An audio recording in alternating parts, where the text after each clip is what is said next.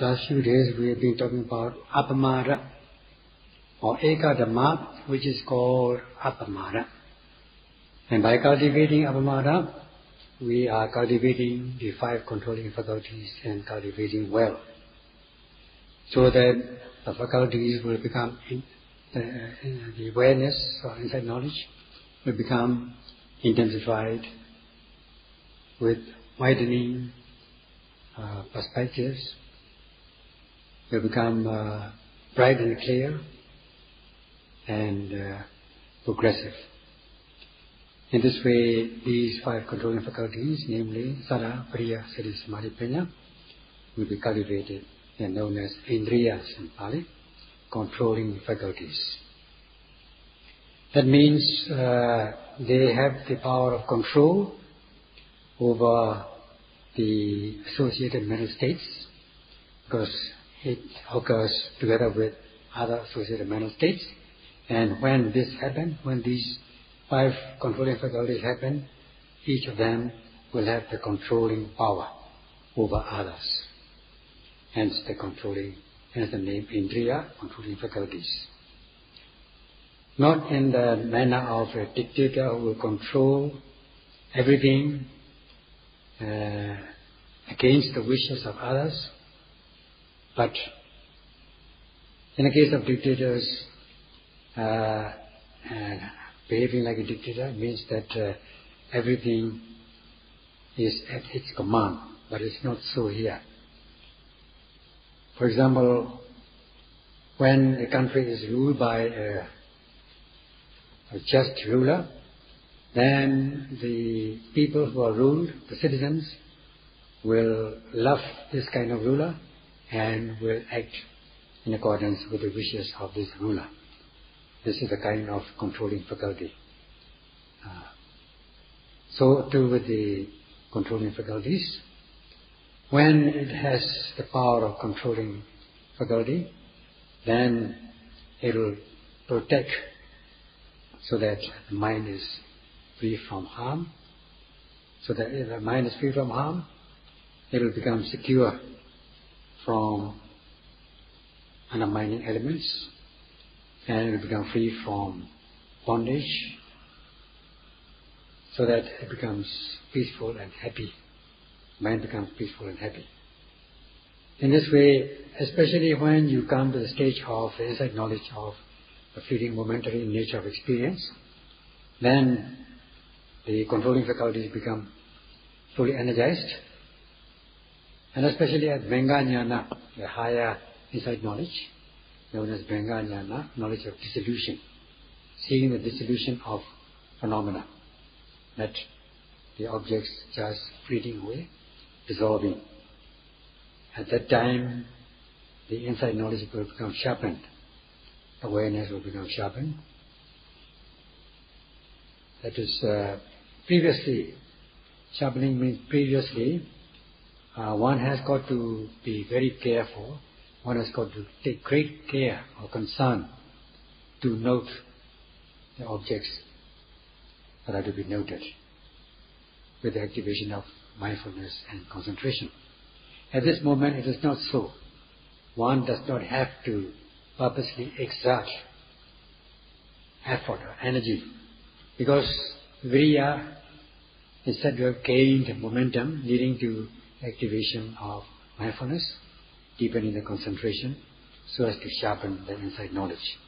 So that at this stage the yogi comes to know automatically.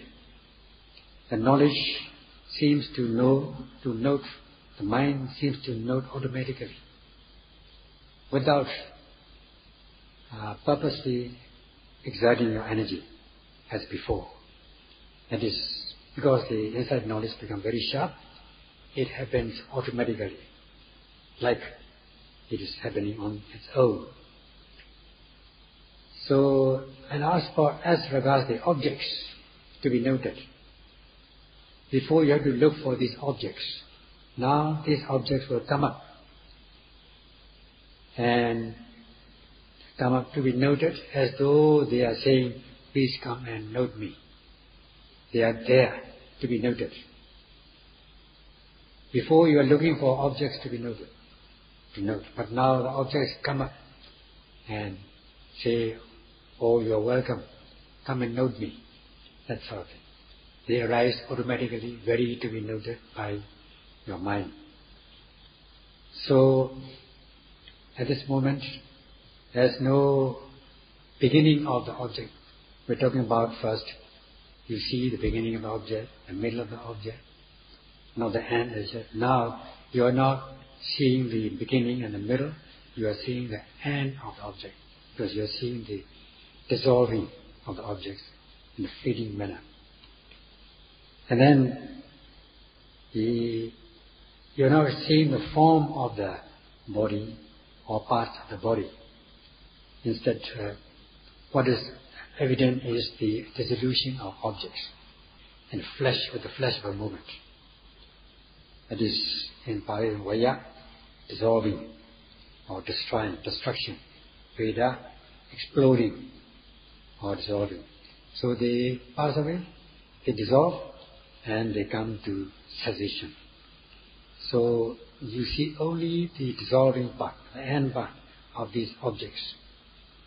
So then you are building up momentum, and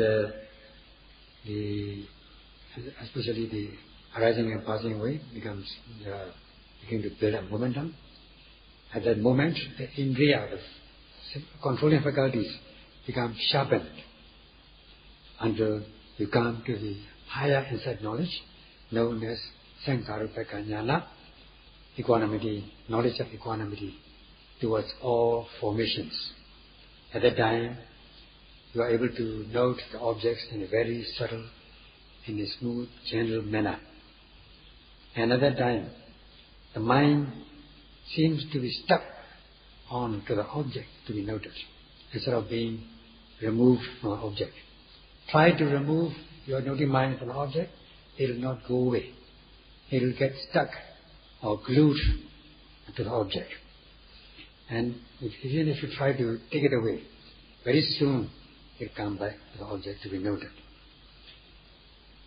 Just like, and then it has the power, it has the function of shrinking, we call it.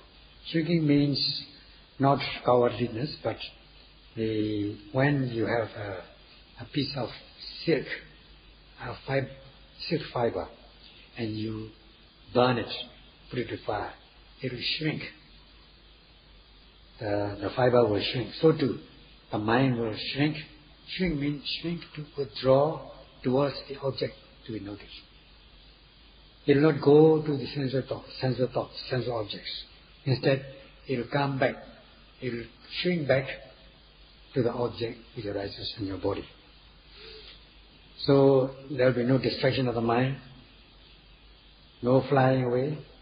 It will come back to the body. If you note rising, falling, sitting, tension, it will always be there.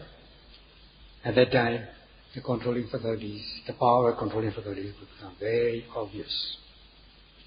And with the power of concentration, you'll be cultivating knowledge, which becomes very sharp. And also, with the power of mindfulness, the awareness or knowledge will become very sharp. With the power of faith and confidence, the awareness will become bright and clear. And with the power of energy, it will become progressive, which is quite obvious. So in this way, your awareness or insight knowledge will become intense, panoramic. It will become strong. It will become clear and bright, and it will become progressive. It is due to the controlling faculties, namely Saddha, Sati, Samadhi, Vriya, Saddha, Vriya, Sati, Samadhi. This is, you can conclude in this way. Because of the power of the controlling faculties, your knowledge becomes sharpened, especially at the stage of the equanimity towards all formations, Saṅkharupeka Jnana. As for the Dhamma, one is got to practice in accordance, strictly in accordance with the principles of the Dhamma as instructed, according to the instruction, as Just like you put a line and you just go according to the line. And if you do so, you are bound to cultivate these controlling faculties in a very wonderful manner. So it is said that the Dhamma sustains, bears, protects or helps Dhamma practitioner so as not to be degraded, not to fall down. This is the essence, the significance of the Dhamma. If, on the other hand, if one is not able to practice according to the instructions, then you will be pulled down. And there will only be unwholesome deeds, unwholesome states, led by these three unwholesome roots: greed, hatred, and delusion. You'll be pulled down and down. You'll be pulled down and down. And if you are able to practice the way of mindfulness, Satipatthana, and as you are able to activate mindfulness continuously, then you are bound to experience the essence of the Dhamma in a very unique manner, especially when these controlling faculties, indriyas, come into your mind. Then you will be uplifted in a very wonderful manner. This is how the text has given or praised the practice of the Dhamma. So as not to be pulled down, one has got to practice this, cultivate these controlling faculties. And among the controlling faculties, indriyas, the most important thing is none other than energy, virya, which is given as a heroic deed to overcome, exerted or practice to overcome difficulties. When you will not just shrink back or withdraw in a cowardly manner, instead you will advance to overcome these difficult situations. And in the jargon of Satipatthana, it is given as atapa, given as ardent energy, not in a slack manner, not in a cool, casual manner, but to exert energy, to exert the heat of the energy, without regard to your body and life. Only then you will be able to, if you exert energy, you will be able to exert the associated mental states, so that they become active, wakeful and vigilant, because the energy is waking them up, so that they will not be slack, they will not be cool or casual. Because as much as you exert energy, you will be uplifted, as given by this expression, pekaha. Pekaha means uplifted, uplifting. And as much as you exert energy, the associated mental states will also become active, diligent, vigilant, and wakeful. So, just like we can compare this to spacecraft. You know, when a spacecraft is put on into the sky, you fire rockets in stages so that it will go beyond, it will escape the Earth's orbit and be able to move around the Earth or the satellite or the moon or whatever smoothly without any hindrance.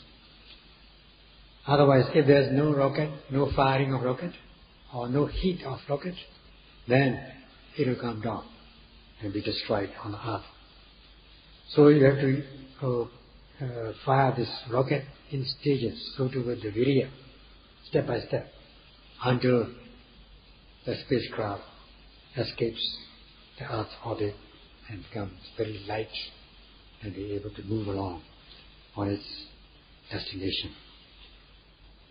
So this is this practice of Satipatthana also in this nature. You have to apply this ardent energy, just like firing a rocket, to go beyond the orbit of these defilements, especially when you come to the stage of equanimity towards all formations. you are shooting your mind or the object, noting the object, so that it will move beyond the orbit of these defilements, instead of being pulled to the defilements. So that as you apply ardent energy, you become levitated and very clear, and be able to practice easily. So this is how you can compare with the spacecraft. So also with the practice of Dhamma, if you are able to practice strictly in accordance with the instructions, you are bound to realize beneficial result in a very wonderful manner. And this is how it has been praised in the text. If one is able to continue practice, then one is bound to realize benefits on one's own right, and such is the quality of the Dhamma in its own right. So the worth of a life is decided in this verse of the Dhammapada, as given by the Buddha, which says, better than 100 years in the life of one who has not seen the Dhamma, the kind of Dhamma which is a high-level discipline, which will uplift oneself, Uttama, I mean uplifting Dhamma. If one has not seen that for 100 years, better than that is the life of one who has seen the Dhamma which is a high-level discipline, which will pull you out of the orbit of defilements in a very unique manner. So in other words, it means that if you see one day the Dhamma, or if you are able to practice the Dhamma, the high-level discipline of the way of mindfulness, it will be much better than living 100 years without seeing the Dhamma or without practicing the Dhamma. So in this way, the human worth is decided by the Dhamma, not by material wealth, not by material power or authority or education, intellectual or any other like this. Only the Dhamma is the deciding factor, definitely, as is given by the Buddha in this way. If one wants to appreciate the life of oneself, one should be able to follow the Dhamma path correctly, with faith and confidence. Then, if one is able to do it fully, then one is bound to be uplifted in a unique manner, so that one will be pulled out of the orbit of the defilements and undermining elements. If you are pulled into these undermining elements, you are bound to suffer, because suffering, the cause of suffering lies in these undermining impurities. So as much as you struggle out of them, you are bound to realize peace and happiness. So that is the worth of the Dhamma, the benefit of practice of the Dhamma, which is an immediate benefit, not a kind of benefit which will come later. This kind of benefit will be gained at once. So in order to reach the stage, you practice to realize the happiness of the Dhamma.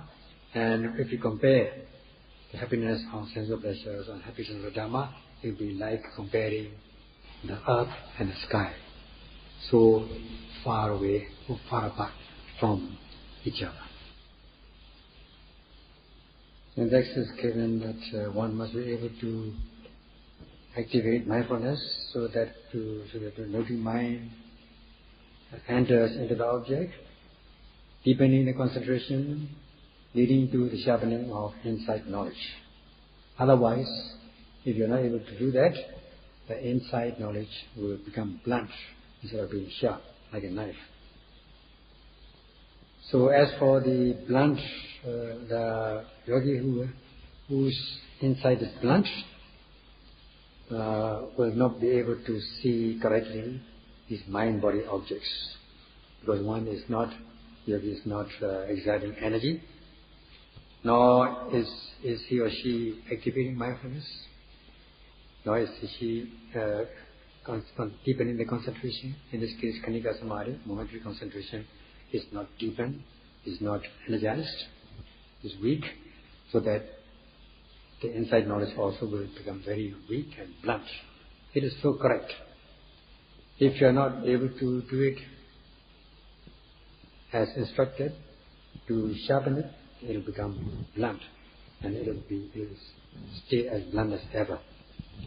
Only when you note every arising object, so as not to forget it, so as not to lose sight of it, so as to be able to spread in its entirety over the entire surface of the object, will the insight become very intense, awareness will become very intense and widened, panoramic. And instead, if you are not able to do that, your insight knowledge will not be intensive, it will be very weak, and instead of the widening of the perspective will become narrowed. Instead of being widened, the scope will become very narrow. And with lack of faith and confidence, the insight will not be bright or clear and active, because one has no faith and confidence. Instead, one has doubt, skeptical doubt in oneself.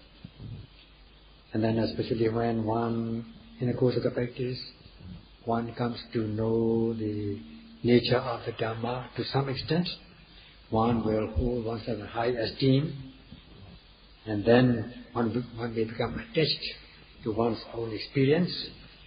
This is like sliminess, like the sediments when the water, a glass of water has sediment in it. The sediments are very slimy. Only when you are allowed to settle down will the water become clear. Now, with subtle attachment to your experience, it will be like a slimy, like a water with sediments, with sliminess in it. Only when it settles down, it will be clear of impurities. Otherwise, it will remain very slimy and viscous. If you are attached to your own experience, even however little, however small this kind of experience may be.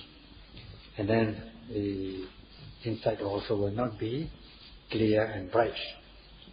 And then if you are not able to exert energy and faculties, well, only when you exert energy, in this case we call it ardent energy, so that your mind will become active, diligent, vigilant. And also vriya, which if you exert energy, it will also wake up and make other associated mental states active and vigilant. Because the vriya has the power of pekaha, uplifting, to become active, wakeful and vigilant. Otherwise, if you are cool and doing it casually, and if your mind is slack, then your awareness will stop seeing anything, and instead it might go backwards instead of advancing. So, in the beginning, your inside knowledge was blunt, as much as you started in the beginning. Inside awareness will remain blunt and weak and not progressive. It will be slack. And if you do that all along from the beginning, then the practice will not make any sense. So it is necessary that the yogi practice to cultivate these controlling faculties so that the inside knowledge will become intensive and panoramic and progressive. So one has got to practice in order to go beyond the orbit the pull of these defilements, unless one is able to undertake this practice, intensive practice, it will become very difficult to cultivate faith and confidence in the practice, because one has been used to sensual pleasures all along one's lifetime, and esteeming or holding in high esteem these sensual pleasures which one has been indulging, thinking that they may think that this kind of happiness from Dhamma exists only in the dream, only in the fantasy, not the real one, because they have been thinking that sensual pleasures are the best you can get in one's life. It is, I believe, held by most people. So people mostly go after sensual pleasures. And says during our last trip to America, he heard this expression that people are infatuated with pleasure. So that means people go in pursuit of sensual pleasures. And what do they get? If they get real pleasure, they end up with stress, tension and depression, leading to social problems. So by pursuing these sensual pleasures, will they get the real, genuine pleasure? For this, Satipatthana practice gives full assurance that this kind of pleasure which you can get from Dhamma practice excels manifold the pleasures of sense objects. With the practice of insight, especially when you come to this fleeting momentary nature of experience, especially at the equanimity towards all formations, then one is said to be liberated from the pull or gravitation of these 6 sense objects which people have been fascinated with, and be free from the gravitational force of the defilements. So that at this stage there will be no sensual pleasures, pleasure of seeing, hearing, tasting, touching and so on. Instead one becomes equipoised, one feels equanimity towards all formations, all objects. There will be no elation and dejection about desirable, undesirable objects, no gladness or sadness about good and bad objects. Instead, one is said to be living with equanimity, and upekkhako virarati, living with equanimity. Why?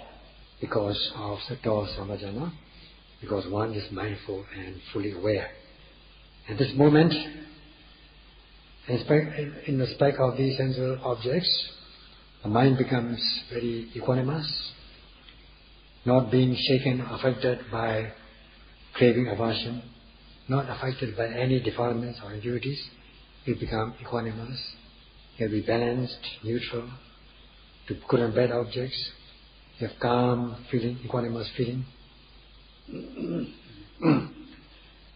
So at this stage, it is being praised in the text that the yogi's mind is no different from the mind of an arahant who has eradicated all kilesas to the point of no return.